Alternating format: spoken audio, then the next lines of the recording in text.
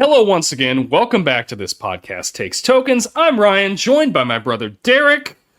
Hello. We're going to get into some discussion of things that we love, that we enjoy. Yeah. So, before we do, we got a little section we like to call the Retro Ramble here. Asked a question last week, give you a week to think on it, and now we're going to discuss it. And if you remember, what is the worst job you've ever had? Kind of fits with our theme for the day. So, yeah, past couple episodes, really. Yeah. Workplace. Which worst job you ever had? You want me to go first? You going first? You go first. All right, I gotta step back because I'm gonna strap in for this one. I don't know that I can match your energy. I haven't had as much coffee, but I'm gonna try. It's the spotted cow. Worst job I've ever had. Well, I've had some bad jobs before, like hot tub roofing in Texas summers and cleaning up public toilets in Target. But by far, the worst job I ever had was also probably the best job I ever had. And it was the best job because it allowed my wife and I things like great health care while we started our family, nice benefits like 401k match and stock options and a decent amount of time off each year. I was getting about 3 weeks by the time I left. And, it paid for my college education. But it was also the worst job and the absolute worst job for a great many of things that it took from me along the way, which is like a lot of my time, some health and some sanity, really. Working for the same company for 18 years and not making any real career gains was detrimental to any kind of career I could have had or should have had. And there just wasn't any support, I should say, within the company to grow. They kind of stuck me in a module at a couple of tools and just had me doing the same thing day in and day out with no incentive to grow. And it took me way too long to learn that it was in their best interest and not mine to just sit there and toil away doing the same thing day in and day out with a small 2 to 5% annual raise that I should have been grateful for, I guess. I was told a couple of times whenever I objected to it, but nonetheless, on top of it all, doing all that repetitive work, that menial work, day in and day out, kind of started wreaking havoc on my body, things that I didn't really start noticing until like the last 5 or 10 years. Like this last year, whenever I went through the back injury that I suffered, doctors were looking at scans of my back and were telling me that they only see this kind of degradation of discs in senior citizens and older folks. So I was a little shocked. Wow.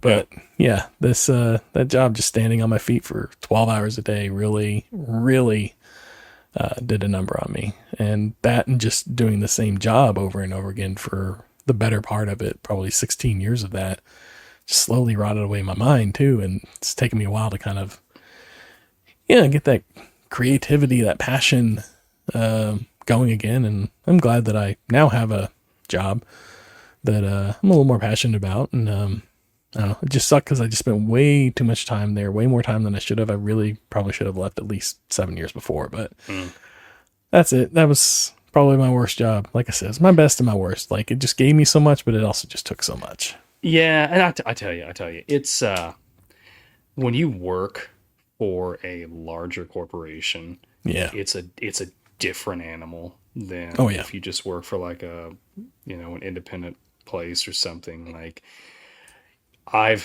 worked for several years in an independent pharmacy, and then when I ended up going to like a hospital pharmacy for a bigger corporation, like it's not my worst job, and it's not to the extent that you're talking about with yours, but like there's little things in there, like something that you think you can just like, I'm just going to change the way we're doing this right here because it makes sense for our little location, but oh no, that's got to go through corporate. That's got to go up the ladder and into a meeting, and then they got to discuss it, and then they're going to table it, and then they'll bring it back the next month. They'll table it again, and in about a year, maybe we'll make the change, but we have to make the change across the entire board. Just talk about moving the pen come from over here to over here. Yeah, exactly. Yeah. And so, I mean, like I said, not to the extent that you had, but I get that. Like especially when you're doing the same thing over and over and over again with no variation. Oh yeah. My gosh. This is mind numbing. That's rough. Yeah. That's rough. This is somebody, like, if I could go back, I would have just gone to school earlier, had them pay for my school, but got it done a lot earlier. Yep. And as soon as we had our second kid, just done. Or if I couldn't find anything better before then, I probably could have found something better if I was, but that's another thing. Like, I don't do good at interviews and hunting for jobs. I really hate doing, so that's never my strong suit either. That's the same. That's the same with me. It's like I had a stay interview today, and like, one of the questions is like, well, why do you stay here? And like in the back of my mind, I'm thinking, well, because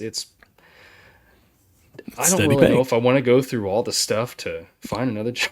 It's just no, it's steady pay. It's a great job. I love my job and I'm happy for it. But like, it's a lot of work trying to search for another job. Like, to just get like a little bit extra. Yeah. Maybe at this point in my life, I got a good retirement building up. Like, I'm happy where I'm at, and I'm gonna ride it out to retirement. But my worst job. Was in high school. I did roofing for one summer. I know you'd mentioned roofing. Yeah. Oh my gosh. If you have not roofed, I feel like that's like, it's hot. Yeah. And it's hard work. Mm-hmm. And I'm not shy about hard work, but my gosh, like, I don't understand the people that do that for decades. Oh my gosh. And the guy that I was working for, straight faced, he was 100% serious. He told me the first day when I was up on that roof, he said, I have one rule. If you fall off, you're fired before you hit the ground. I'm like, whoa, who's this guy? Awful job. Man. Awful job. You get up at like, 5 o'clock in the morning to get over there, start working. You work until, the sun goes down almost. Yeah. And then you go home. Like, I remember that was the first night I got home and I sat down on my bed to take my shoes off. And I woke up the next morning with my shoes still on. Like, I was that tired. It was, they wear you out.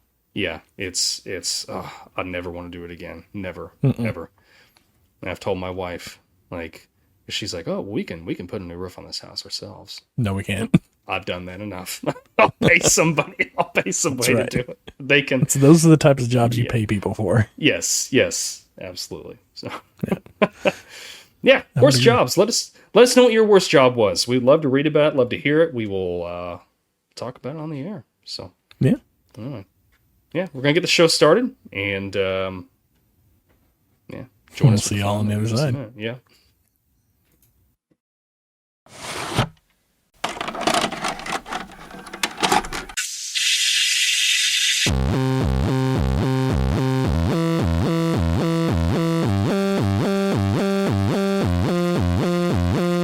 Your local video store card.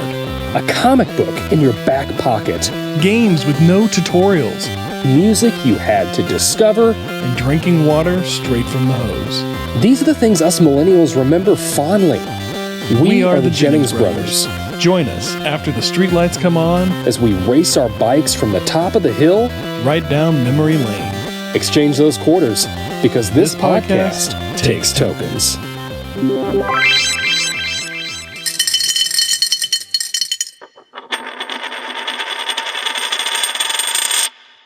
I was thinking about this just the other day, about this podcast. And I remember when you approached me about like, hey, do you want to do a podcast? It was like poof, as if by some sort of token magic. I appear. I can't do it. I can't. I don't think it works the same. We're talking waiting. Starring Ryan Reynolds, Justin Long, Anna Faris. If you've seen the movie, you know the line I was butchering.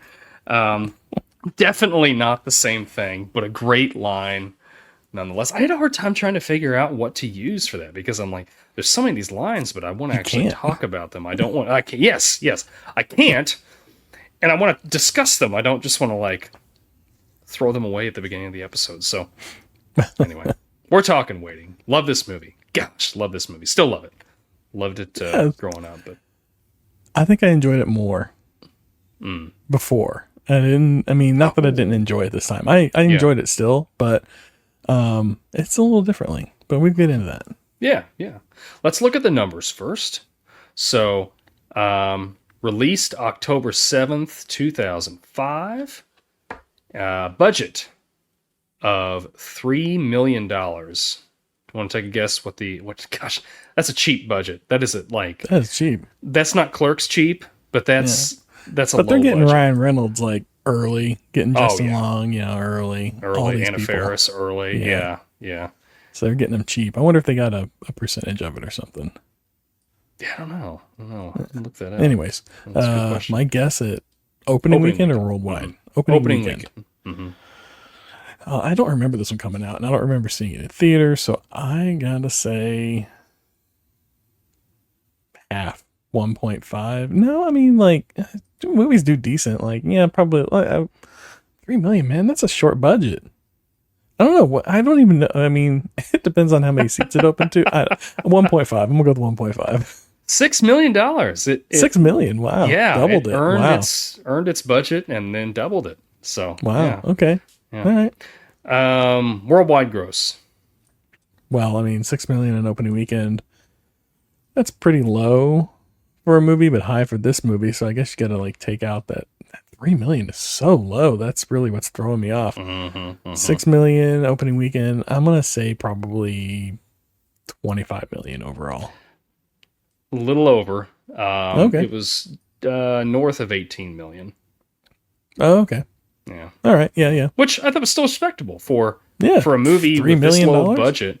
And it really wasn't I think it was just one of the first. Well, maybe not one of the first, but I remember around this time, Lionsgate was just getting kind of started, or it seemed like may not be getting started, but it just seemed to kind of hit. They were kind of hitting their stride there. Hit a stride, yeah. And did they do the Saw movies? I can't remember. Yes, I think that's what really projected them over the edge was the Saw movies, but which I guess Saw came out before this did, but I think so. Regardless, anyway, yeah, for a $3 million budget. Right. 16 million or 18 million is pretty good. So that's pretty good ROI. Yeah. Absolutely. Rotten Tomato scores.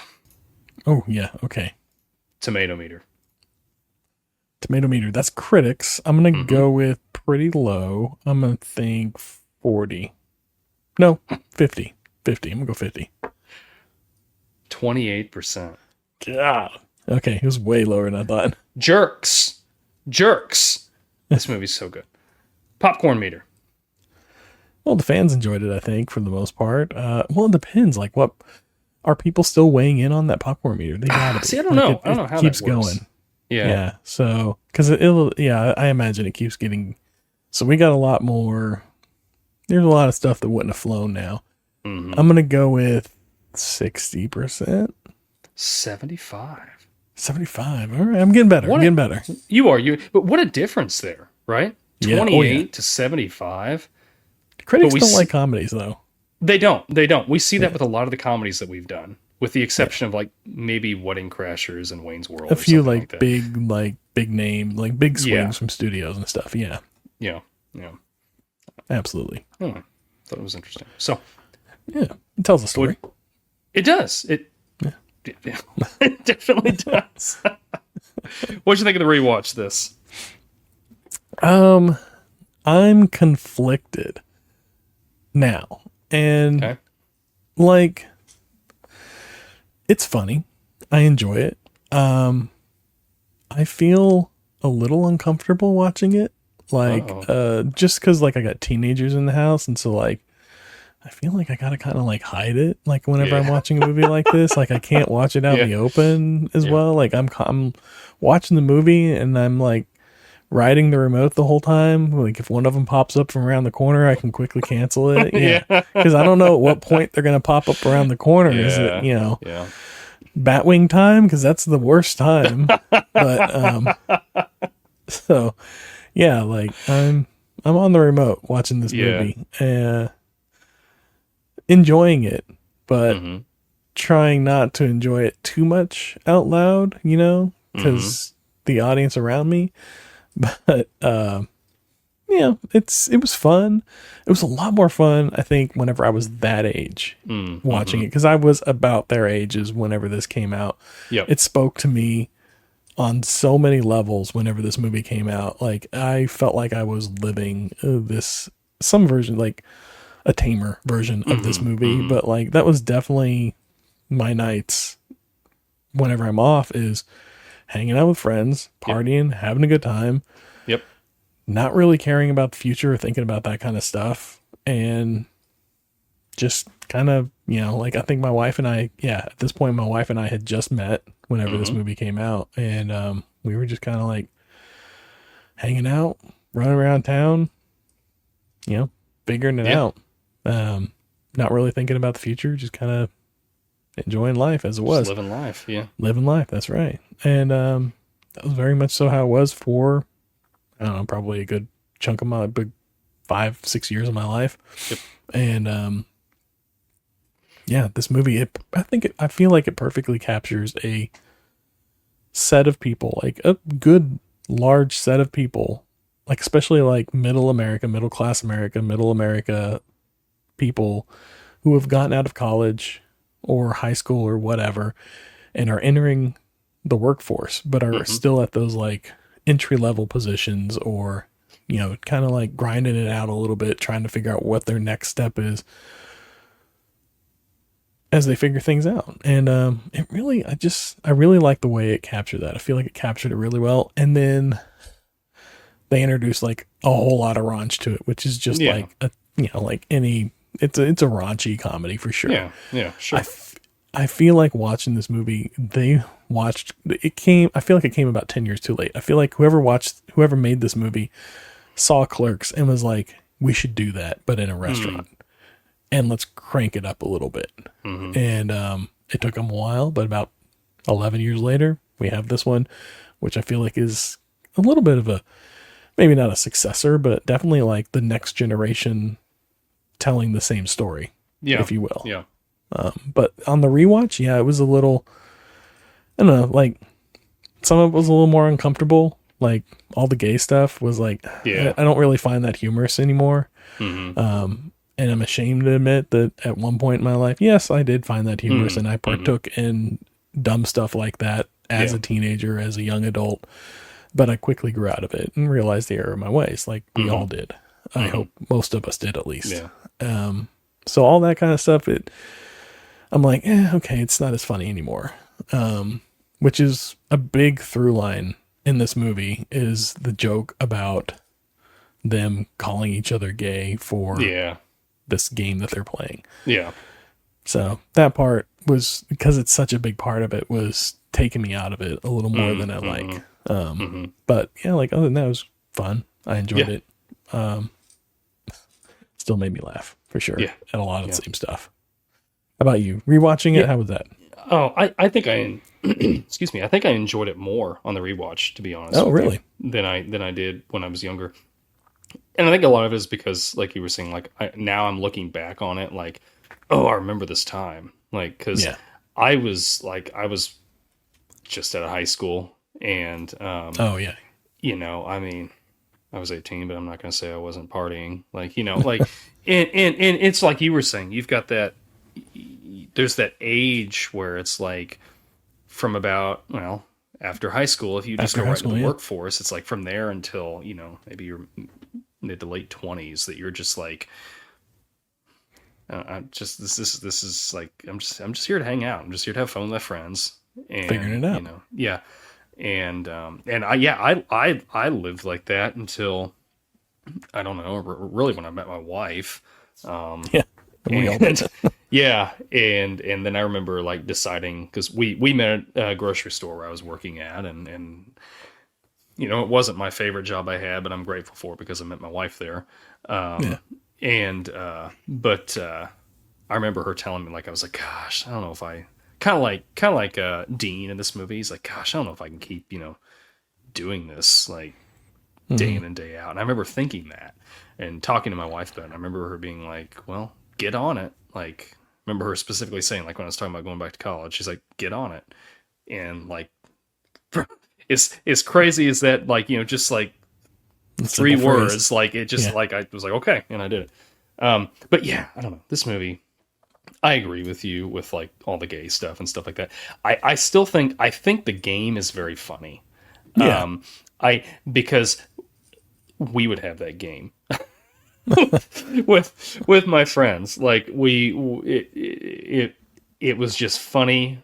And like, I remember like going to like, we'd go to like there was some rock quarries around here we'd go swimming at. And I just like take my clothes off, I'd run and I'd jump off of a cliff or something, and no one was expecting it. And they'd be like, "Ah, dang it," you know, or whatever. It's funny. It's funny. And so like when I watch this, I'm like, that's funny, because I remember like a lot of the beats on this remind me of that time in my life. And I'm a sucker for these kind of slice of life movies. Like I mean, I know there's like, you know, there's some like you're saying, there's like some raunchy kind of stuff. It's like, maybe that's not really, you know, how it's a little over the top, but it's funny. But I love this kind of movie. Like, just these slice of life comedies are, they're great. They're great. So they're fun. I enjoyed it a little more on a rewatch than, but you went to the nostalgia for it though. There's the Yeah. nostalgia that you enjoyed. Yeah, I did. It's reminding you of your own youth. Absolutely. Yeah. I think though there's something there about, like, you know, that period in your life from 18 to 28 where you're figuring it out and you're kind of allowed this space, some more than others, to spread out, to figure out what you want to do in your life, to find the person that you want to be with, to surround yourself with the people that are going to help you, you know, do the things that you want to do, and to position yourself in a place where you can spend your life pursuing the things that you want to pursue. But I feel like that's something that our generation was afforded that maybe the generations before us weren't. Like, Generation X, a little bit more. I mean, not as much as maybe us millennials, but definitely not the boomers or before that. We're not allowed the same, like, it was, you get out of school, you go into the workforce, you better have it figured out and like, let's go, like, hit the ground running. Whereas we were kind of afforded this leeway that they weren't. So I can see how like generationally there's a little resentment for that. Sure. I mean, you know, you look at like well, I guess like, you know, they call them the greatest generation. Like, what were those guys doing? They were like fighting over in Europe. Well, you know, and we're sitting here at a restaurant making fun of each other and showing our stuff off to each other. Like, you know, like it's completely complaining about having to, you know, work. Yeah. Right. Yeah. But I just thought it's interesting. But yeah, fun. Yeah. Enjoyed it for sure. Get back on track. No, that's fine. Yeah, I couldn't. This movie with all the raunch, it couldn't be made today. It would not be made today. Not. There'd be so much that would have to be changed, and I don't think that it would hold up as.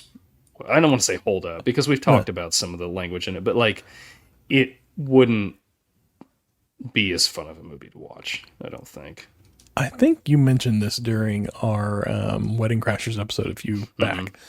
2005 being the peak of, well, you said the best time for comedies, which I may not still agree with.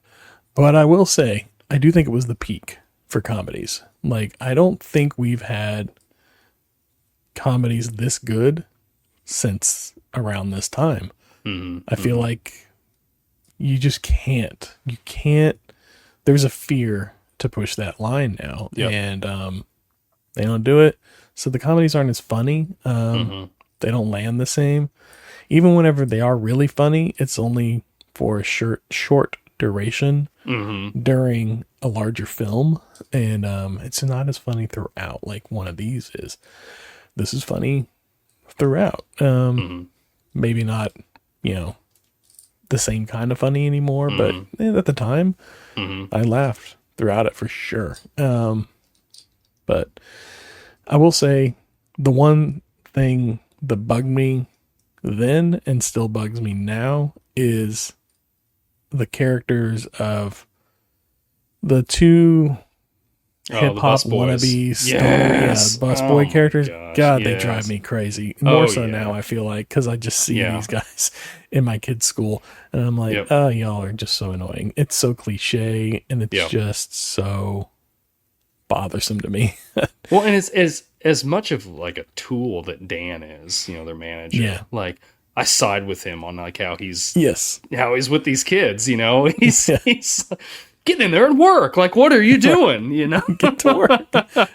I like how though whenever he cracks the whip on him, they're like, yes sir, yes sir, yes sir, and they just go right back to it. Like they cow to him pretty quick. Yeah, it's the power, right? It's the power. Yeah. It's this whole like middle class, like middle America, like. You're living in Kansas. You don't know anything about street life. Stop fronting like you're some thug wannabe. Like, God, that drives me crazy. Yeah.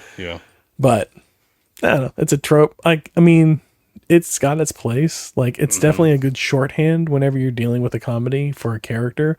I just don't like whenever the character has so much presence throughout the movie. I felt like they went back to them more than I would have liked. Like, they could have been a good little throwaway. But they just call back to them.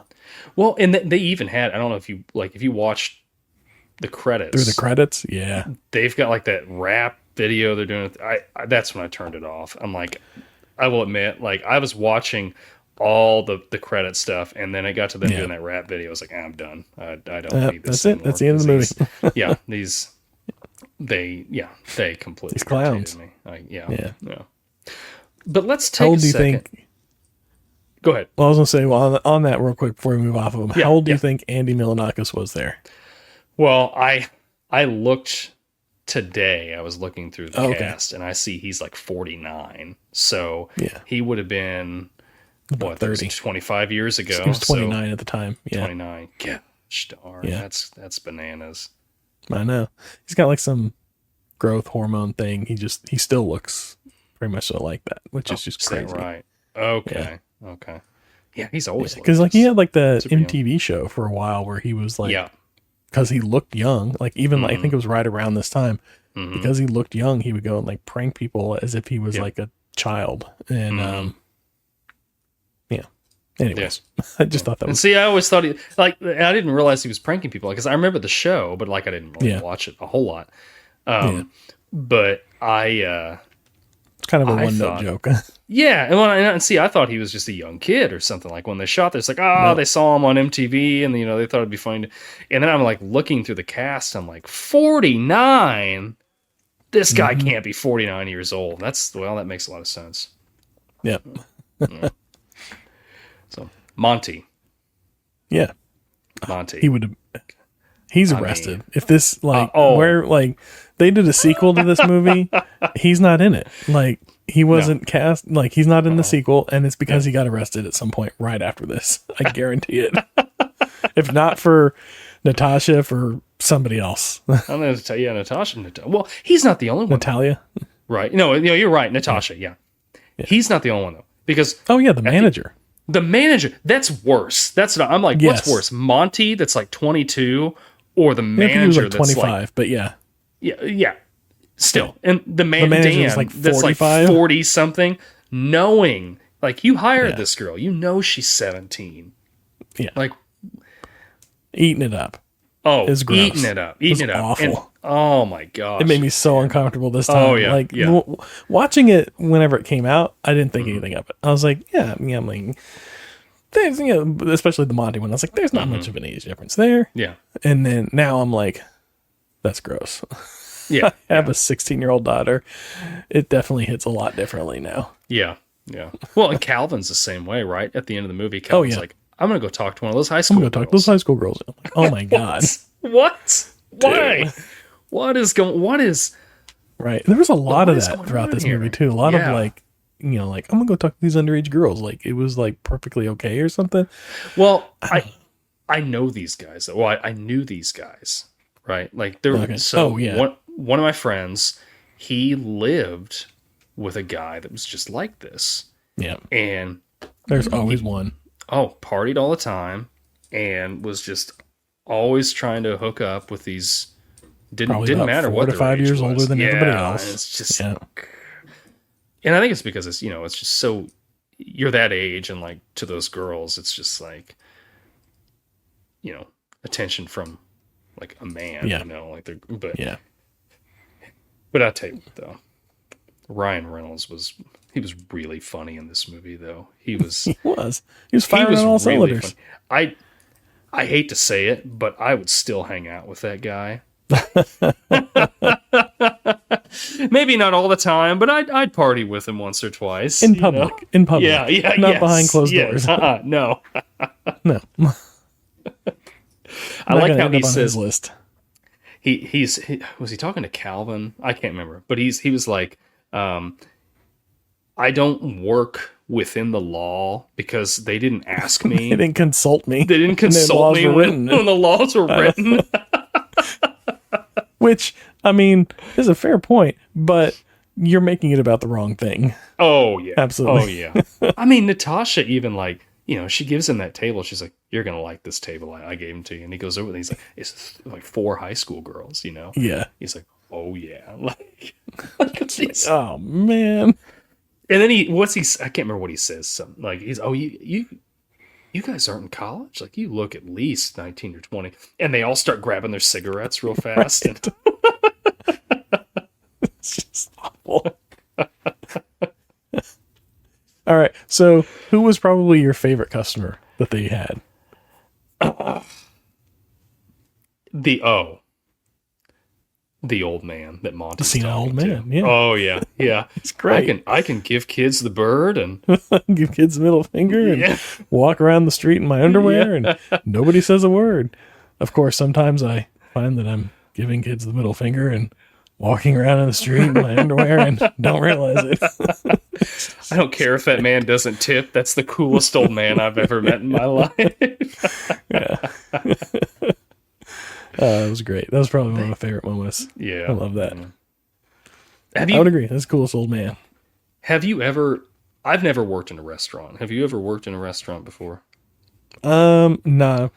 I've known... at the time, well, like a few years before this came out, I hung out with a few people that did work in restaurants. And so, like, that's very much so the atmosphere at a restaurant and definitely, like, how they spend their time, at least the people I hung out with after the shift is over, is let's go to somebody's house and let's, party it up for the next 3 to 4 hours and then crash out till 2 in the afternoon and come back the next day and do it all over again. Yep. Absolutely. What a life. I mean, for a few years it was fun to live in, but Yeah. definitely I can't imagine doing it. Like some of those people were like, Luis Guzman, like he was probably mid-30s, 40s. Oh, yeah. Still living this life. Like I can't. in his early 70s now or something. Yeah, something like that. Yeah. Man, I can't imagine living that life now. Like, oh, man. His character, though.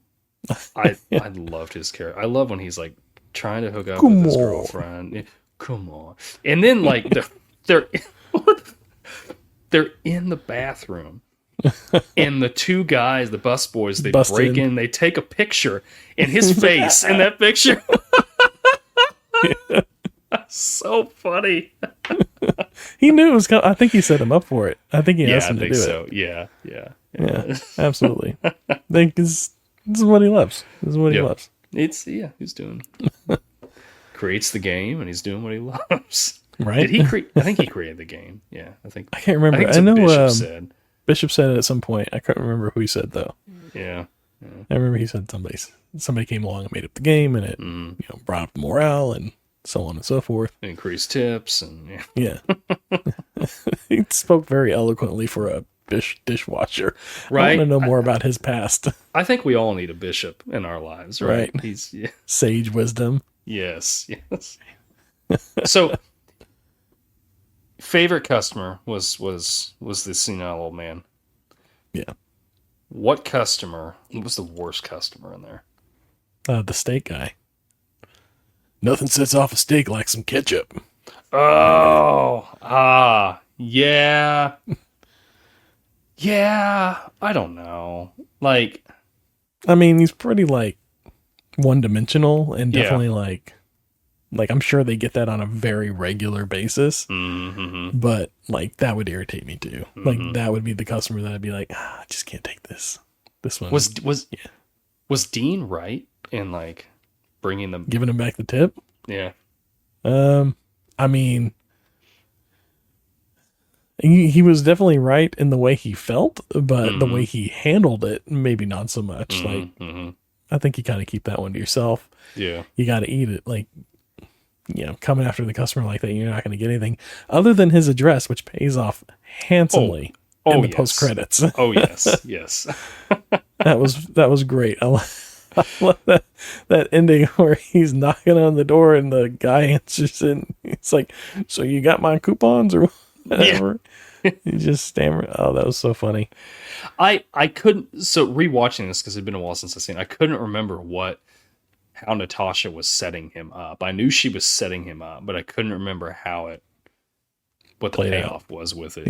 Yeah. So yeah, that was totally weird. I had seen this movie so many times whenever it came out that I rewatched it, but I don't know that I needed to. I was definitely like, it was playing back in my head verbatim as I'm watching it. So, I knew exactly what was happening. Yep. There wasn't any surprises on the rewatch for me this time. Like sometimes there are. Sometimes you're like, oh, I forgot about that part. But everything I was like, I remembered it. Like it's almost like whenever I watch some movies, whenever you watch them, you're almost studying them because they're so like slice of life. They're so true to life.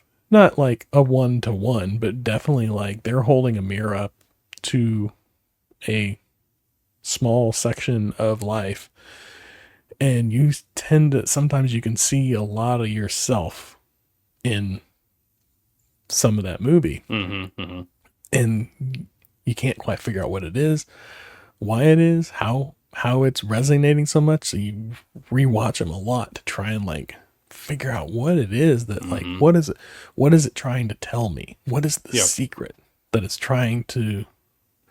What is Bishop telling me? And what's it's Bishop? So you rewatch it. Yeah, you rewatch it so many times. And this is one of those movies where it was like, there's something here, but I can't crack it. And I watched it so many times. And I don't know, never did. But like, I mean, I guess like it did. It just like, it wasn't as like, it was a little simpler. It was just like what Dean was saying at the, towards the end of the movie. He found his own, found his own game. He quit his job and moved on with his life. And that was, I think that was a lesson throughout it. Like, you just got to know when to let things go and when to move on. Yeah. How about you? What would you say was probably the worst customer?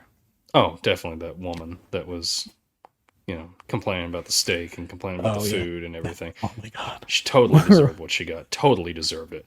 Totally. Maybe deserved it, but I'm watching the movie and Allison's watching it, with me.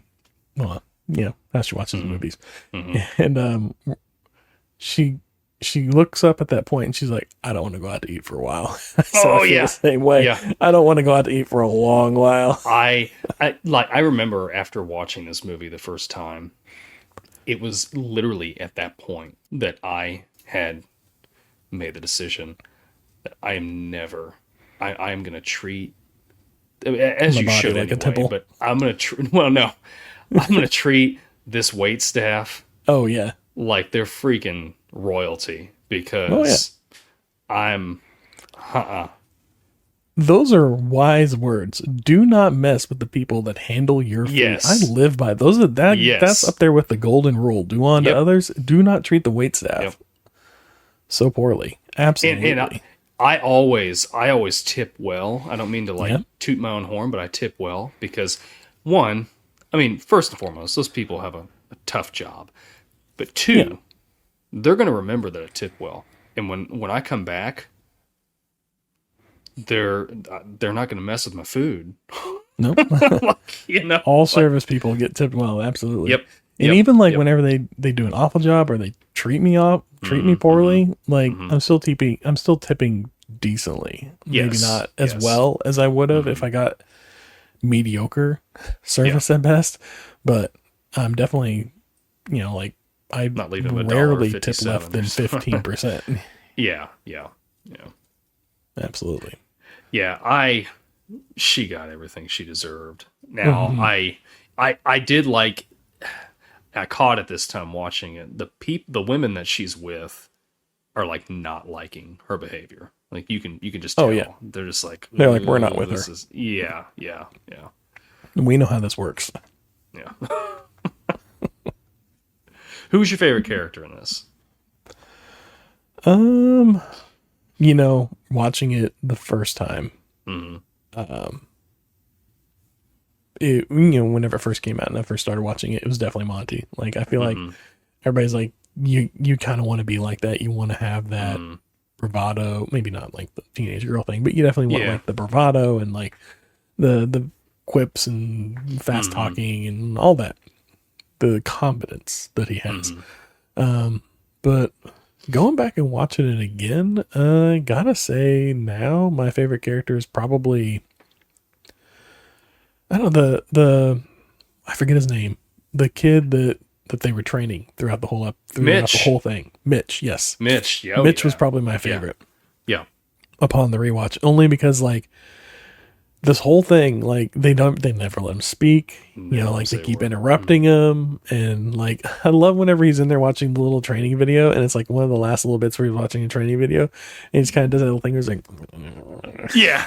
he's making fun of the guy for having the buck teeth. Yeah. That one just like that kills me. It makes me laugh so hard. And but then at the end when he finally loses it on them, and just like but like wins the game and wins the respect ultimately. Yes. And Monty's like, I don't care. Just come back in. You are the man. We got to have you. Yeah. Don't leave. And like from there on, he's like, this is a made man. Nobody can talk he's a anything made about man. him. Yeah. He's with me. Yeah. And then they go back. That's probably my favorite character. How about you?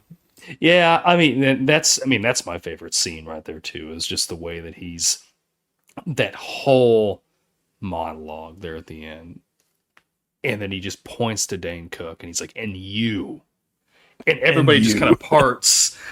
Yeah. And he's like, what did I do? You're the biggest piece of that works here. Yeah, I don't know. Like I'm with you. Like I think my favorite character was Monty when I was younger watching this. I mean, how can you not like Ryan Reynolds? He's just great in everything he's in. I don't know. I kind of liked, what was her name? I've got it brought up here. Serena. I liked Anna Faris. Like she's like one of the only people that Mitch doesn't say something about. That's true. Yeah. Because like she is smart, and she knows how to like when she's at those tables, she knows how to work those guys to get better tips. Yeah. And I love her. I mean, she's got the quick comebacks like Monty does. That's true. Like every movie that the two of them are in together, they match each other very well. Like friends, they match each other really well. Yep. I mean, they're opposites, but in that movie, but they match each other's energy really well. They feed off each other really well. I could watch them two in movies together. Oh yeah. Yeah, so I liked her quite a bit. It was fun. I would to watch agree. her, so yeah, that's a good pick. Yeah. What's with Naomi though? I know, like she is unhinged. Oh Holy my gosh. Lord! I love how she can just like immediately when she comes out onto the floor, she turns it off and hey, how you doing? I think I'm gonna have an ice cream sundae. Ooh, that does sound good. She doesn't need any. She doesn't need to be eating dessert. Right. Oh man, yeah, she's like bipolar or something. Something's going on there. It is. Jesus. Yeah. Yeah. She had me like. I've known people like that are just like a little unhinged and kind of will like just like they will set off at the smallest thing, and you're like, whoa, okay. I'm going to go over here now and I'll come back whenever things have calmed back down. But I think also like knowing people like that growing up, or working in different places and throughout life, I've kind of learned to, I don't want to say deal with, but appease or calm them down a little bit. Like kind of like, I can't think of a great like way to phrase it, but just get them to calm down, if you will. Yeah. Not saying like I can always come in and like save the day, but like I've definitely like dealt with my share of people that are a little unhinged like that and lose it pretty easily at things. And it's I've learned to diffuse those situations a little better throughout dealing with them. I feel like nobody was trying to diffuse her situation at all. No. In fact, they were just kind of like going with it. Like, this is just part of it. Like, whatever. Well, and Monty, though, he's like, oh, when she gets a few drinks in her, she's a real sweet girl. Oh, she's a real sweetheart. And they show her at the party, and she's having a good time. Yeah. Oh, yeah, she's having a good time.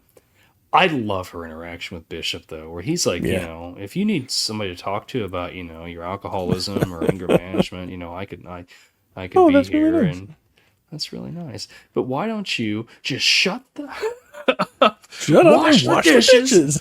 Psycho babble.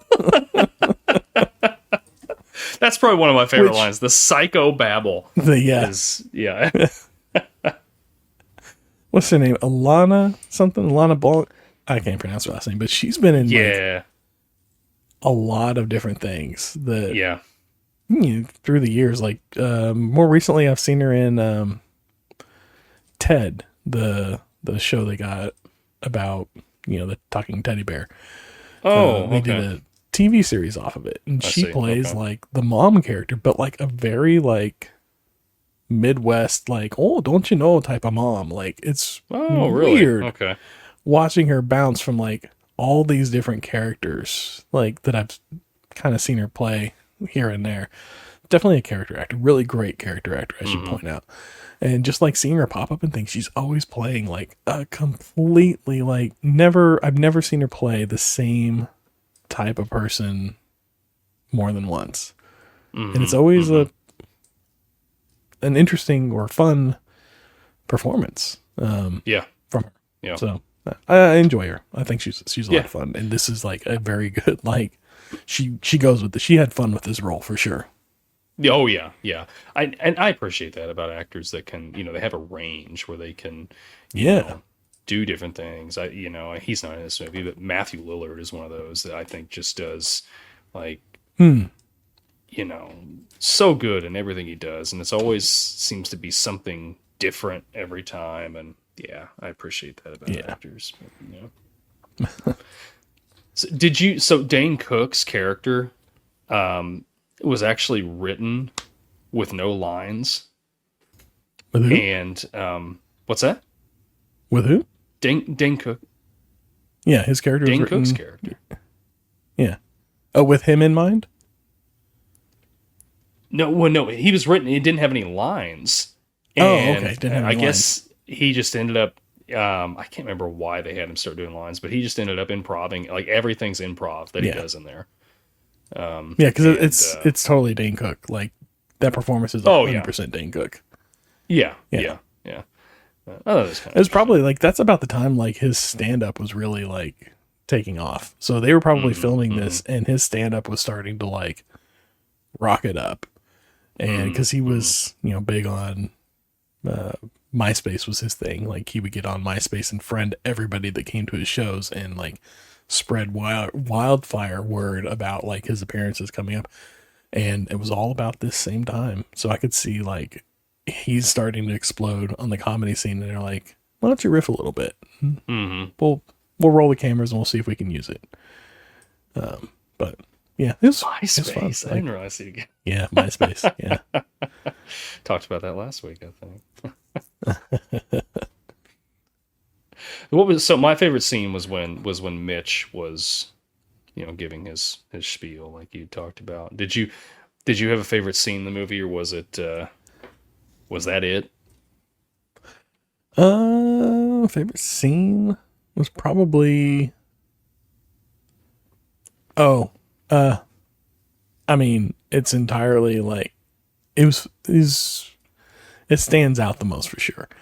The one where not Monty, yes, and what was Justin Long's character? Dean. Dean, yeah. Monty and Dean are at Monty's mom's house having dinner. Oh, and his mom's yes. like, have you met any nice girls lately? And he's just like giving her the most inappropriate answers. Yes. Oh, my it was so awkward. And the whole time Dean's in the background like, oh my Lord, this is so awkward. Even Dean was embarrassed to be there with him, which was just like crazy. But yeah, that one had me laughing too. That was, oh my gosh, that was rough. It was so uncomfortable. Oh my gosh. Like, how can people like talk to each other that way? I know. Man.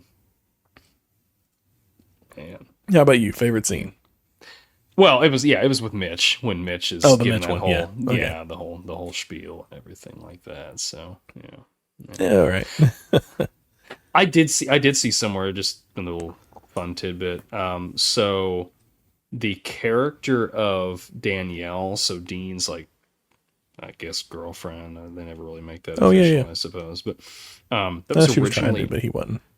Yeah, exactly. Yeah, that was originally offered to Paris Hilton. Can you see Paris Hilton in that role? Oh, that'd be awful. I'd rather see Anna Faris in that role than Paris Hilton. Yeah. Yeah, that's... Well, I mean, that's like right around the time that she was blowing up too, getting really popular with all the reality show stuff. So they were probably trying to like shoehorn her into any project to get back on that to try to get some. Yeah, that would have blown out their $3 million budget right there. Absolutely.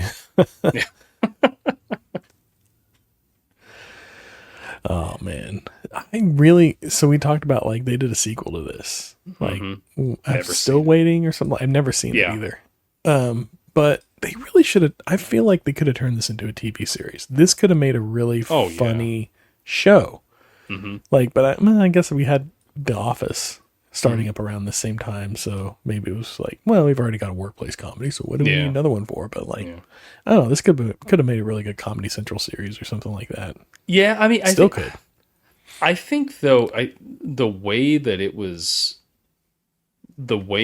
the script is written, in order to maintain the humor, you would almost have to have it on premium cable, or like now, like a Netflix or something like that. I don't know. I think you could get away with some of it, enough of it on like a Comedy Central. Like, think about like South Park, like what all they get away with. That's true. Every time I watch South Park, I'm like blown away that they can put this on network television. Like, I have no idea how they're able to do it, but they're geniuses and they can. It's really funny. Can't argue. Yeah, I guess I could see that. Yeah. I mean, it would definitely be a little watered down, but you could. I think you could get away with it. You'd have to refine the comedy a little bit.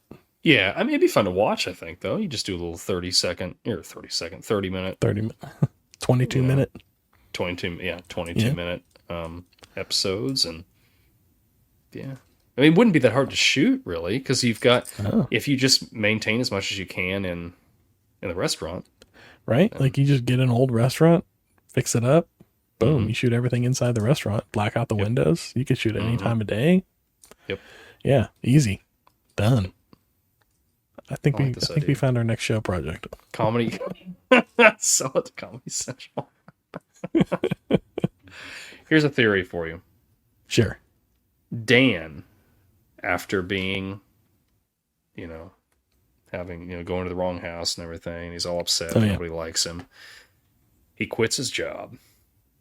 He moves to Pennsylvania, changes his name to Todd Packard, and starts working for Dunder Mifflin. And befriends. He had been working there for a while before. Because like him and Michael Scott go back to like the early days. That's true. Yeah. That's true. But in the early episodes, it wasn't until season 2 that he showed up as Todd Packard. Like all the season 1 episodes, it's not him as Todd Packard. So I mean, I don't know. Maybe he assumed Todd Packard's identity. Creed could do it, right? So. Sure, right? I can't even ask that question. I was like, what's the sleazier character? It's clearly Todd Packard. I mean, Yeah. Dan's clearly Dan's not, just a middle-aged on a guy straight going and through. narrow with Natasha, but yeah, he's just a middle-aged guy that He's just I going think through is it. he's He's probably in a divorce or something. he's definitely he's got not married. power. That's what he's. I think he was picked on in high school, Probably. and he has been working at shenanigans since he got out of high school. I think that's what Dean is seeing is himself turning into Dan. That's why he quits. I think Dean is seeing himself turn into Dan. Yep. I agree there. But I don't think that Dan was picked on in high school. I think Dan was like a star football player in high school, but peaked in high school. Had a job waiting tables in high school, moved up to management after he got like his associate's degree from the community college, because he went to community college. So he probably blew out his knee or something like that senior year, didn't get a scholarship, had to go to community college, ended up in a management track. And now like his best days are behind him, and he's just kind of like power tripping wherever he can to kind of like relive that feeling of being on top. That's my theory. The women love the power. They love They do. the power. Do they? Do they really? Like, If he would have rolled up in a Sebring, money. I love how he's like, he takes the power so far as to like, he's like a hawk on the parking On that lot. parking spot? Yeah. And somebody pulls in, and he's like, nah, I'm towing him. Like, Not on it's my watch. It's the power. It's the power. Yep, Rocco, that one right there. Yep. See you again next week. Yeah. You think he gets a kickback from Rocco, the tow truck guy? Oh, that's a good Or do they one. just like, he just kind of buddies up with them? Like Rocco's like, this guy's kind of lonely. If I just hang out with him a little bit, he'll throw some business my way. Nobody's hanging out with him unless they're getting something transactional from it. I don't think. Like the tows. He just comes into the restaurant, has a couple beers. Well, okay. Yeah. I see what you're saying. Yeah. Yeah. Gotta be, so. right? Yeah. Who else is hanging out with this guy? Nobody. He's been trying to get to them parties for years. Yeah. It's not happening. And he really does. He takes it so well, though, at the end there. He's like, Yep, they're fired. they got me. They got me. Oh, is that what he said? Did they got me? Okay, I thought he Yeah. said they're fired. Yeah, No, they got me. They got me. they got me. Yeah, okay. It was Yeah. funny. Just takes it. Just takes Yep. it. That's all Which you can do. surprises me that he's just not like, yeah, they're fired. Right. Well, I mean, With the power what would you trip. fire him for? Well, how would you explain that one to corporate? I had to let Well, I had to let all my employees go every because staff member goes. they got in the didn't way let of me to a trying to party. like snoop on this 17-year-old girl. Gosh, I still can't. Oh my gosh. It's awful. Gosh. That's what passed for humor. I guess, we laughed at it. I still laughed at it. I still do this type of stuff in movies too, though. Yeah. But I like, do. yeah, it's definitely like they portray that character a lot grosser than they did here. Like here, he was just kind of like, I mean, I feel like this is a little more realistic though. Like middle-aged guy, nothing going for him. Yep. He's like, why not? Right? Yeah. I mean, as sad as that is, 17 is it's just So young. So young. young. Nope. With that, that's all I got about waiting. Same here. I'm out. I'm dap. That's it. Yeah. So, gum under is it gum under the seat time? What? Which ones? I can never remember. Gum under the seat. Stale popcorn. Stale popcorn. Stale popcorn. That's it. You got I'll get anything it left right over sometime. from an So- old episode? Yeah, I do a little bit. I text you it, but I want to discuss it. So I text you this meme that I saw that has John Candy's character from Home Alone. What was his name? It was something Malone, wasn't it? No. No. I went and looked it up. It wasn't Malone. It was Oh, it wasn't. Gus. Okay. Well, Gus something. Okay, well, maybe this isn't. We're gonna discuss it anyway. So, a crossover that I saw scrolling through the Facebook. 1990. It's 1990. Kevin Malone's father, the Polka King, helps a distressed mother get back to her son driving from Scranton to Chicago. Is this plausible? Gus? Well, obviously not now Polanski. because we know Gus is not. Yeah. Polanski. Yeah. I don't know. Is Kevin maybe Polanski? Is Maybe he took maybe his I mean mother's name. his mother's maiden Maybe name. they Like were maybe married. he doesn't know who his dad is. Like his dad's Yeah, crisscrossing yeah. the country. Like we don't know that he knows who his dad is. Like his mom could have been like, having a good time in her early 20s, as you do. Yeah. Loving and polka. she meets Gus. Yeah, she's a polka queen. I don't know what would a polka groupie be called? Polka She's dot? Polka dot. Yes, she's a polka dot. Yeah. All right. I like it. Yes. Miss Malone is polka dot. She meets Gus Polanski, and 9 months later we got a little Kevin. She doesn't know his name. She doesn't catch his name or anything, and he's on the road. Mm-hmm. They had that one hit. They sold like 60 Polka, albums polka, in polka. Sheboygan. Yeah, Polka. Yeah. So he's touring. Yeah. I could see it happening. Maybe. I mean, That's where I feel like though Kevin was born a little earlier than 1990. Yeah. Well, see, I think what the thing is saying, what the meme is saying, is that like Home Alone takes place, I think, in 1990, and so Kevin could have been born at this time, like he was maybe already alive, Yeah. But to me, that would make sense where Kevin gets his musical talent from. Yeah. The polka King. Scrantonicity and Scrantonicity 2. Yeah. I can see it. All right, we got a theory going. Yeah. Yeah. I mean, he's not as funny, but it's fine. Yeah. He's a little dry. Yeah. You got any I stale got popcorn? a little stale popcorn. I got a little one. It's not about anything we really talked about. Well, I guess it was. Like we kind of touched on it a number of episodes ago. But we were at Target last week. Last week we were at Target, and my son has been collecting records, and I'm walking by one of the clearance aisles, like the end caps, where they got all the clearance and stuff, and I see this guy. Oh, the Beach Boys. It's, Is that the greatest Beach hits? Boys. Yeah, greatest hits. Beach Boys greatest Nice. hits. They had it for $25, so I was like, I'm gonna go ahead and pick that up. I don't have a record player or anything, but I like it, so I'm gonna pick it up. So yeah, now it's a little prop in my office. I Beach Boys wish greatest hits. I wish I knew you were going to bring that up. I would have brought out the first vinyl I ever bought. It's still sitting in there, and it's the Beach Boys' Pet Sounds. Ah, okay, yeah, that's a good one. Yeah, it was good. It was good. Yep.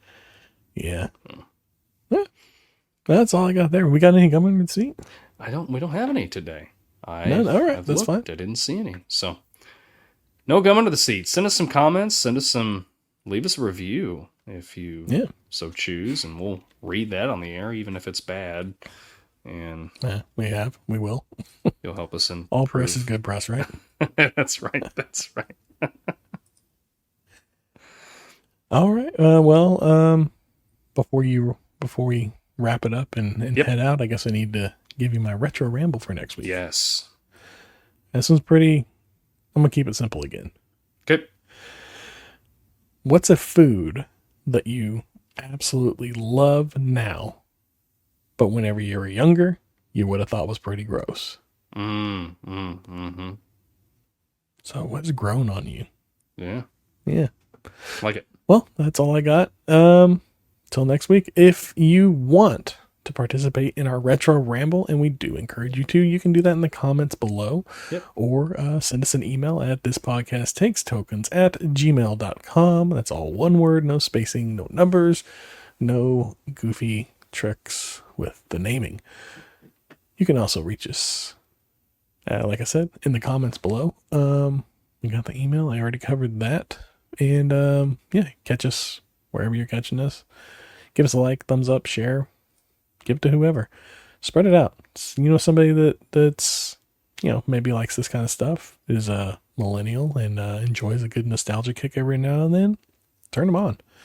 Let them know that we're here hanging out, and we'd like to have them along too. So with that, be kind, rewind, and this has been another episode of This Podcast Takes Tokens. We will see y'all next week. We'll see you.